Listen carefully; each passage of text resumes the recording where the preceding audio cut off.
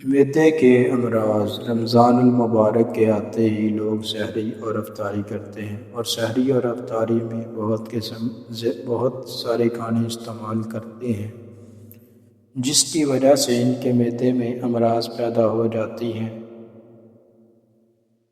معدے میں امراض کا پیدا ہونا جب انسان کا نظام ہضم خراب ہوتا ہے تو اس وقت بیماریاں پیدا ہوتی ہیں، ان میں بد ہضمی، تیزابیت اور موٹاپا۔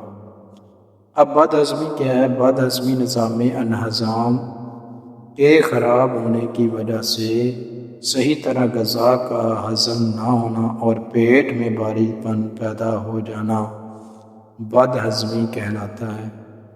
تیزابیت، معدے میں تیزابیت اس وقت بڑھ جاتی ہے جب ہم کھانا صحیح طریقے سے اور صحیح غذا کا استعمال نہیں کرتے اور سینے میں جلن ہوتا ہے۔ موٹاپا، جب ہم بہت زیادہ کھانے یا بہت ساری غذائیں، بہت ساری اغذیہ ایک ہی وقت میں کھاتے ہیں تو پیٹ کا وزن بڑھ جاتا ہے۔ اس کے ساتھ ساتھ باڈی جو انسان کی ہے اس کا وزن بھی بڑھ جاتا ہے اور پیٹ میں درد شروع ہو جاتا ہے، جس کو موٹاپا کا نام دیا جاتا ہے، کیونکہ جسم میں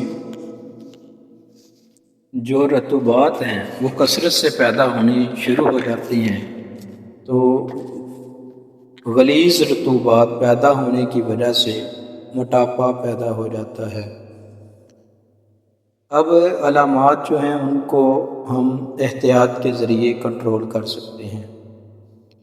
ہمیں اپنی غذائیں تھوڑی تھوڑی کر کے کھانی چاہیے۔ مزاج کے خلاف غذائیں استعمال نہ کریں یا اغذیہ کا استعمال مزاج کے خلاف نہ کریں۔ پانی ضرورت کے مطابق مناسب مقدار میں پئیں۔ کھانا کھانے کے فوراً بعد لیٹنے سے پرہیز ضروری ہے۔ روزانہ ہلکی پھلکی ورزش کریں اور کھانا کھانے کے فوراً بعد ورزش نہ کریں۔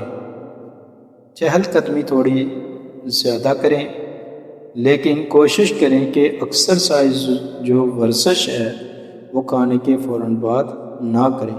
اب آتے ہیں علاج کی طرف۔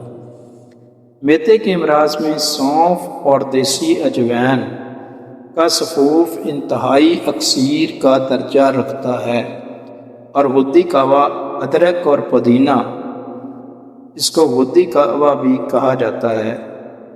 غدی قہوہ جو ہے